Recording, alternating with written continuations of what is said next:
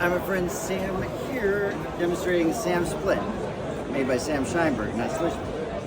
Slishman Pressure Wrap as well. I'm going to do the combination and show you a fold that I don't think people use very much. And this is to stabilize any kind of problem that's between here and here.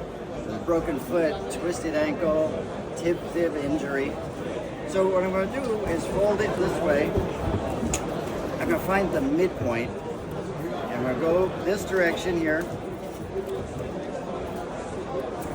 I'm going to do it again.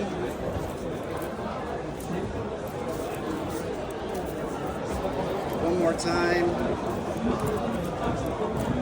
Try to keep it nice and flat as you're going. Alright, so this is going to sit underneath the foot. I'm going to be nice and gentle with my patient. Bend that up. Get this into place. It doesn't have to be perfect at this point.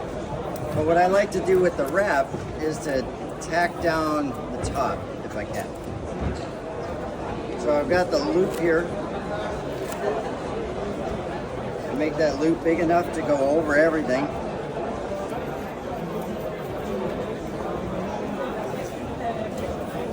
And then tack it to the top.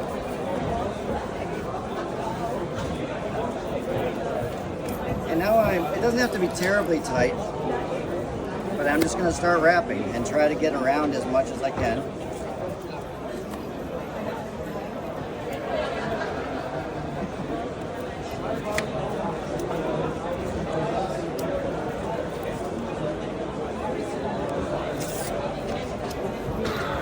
And then the last step is to really try to form it and talk to your patient and say, hey, how do you feel? Do you feel any pressure points in there?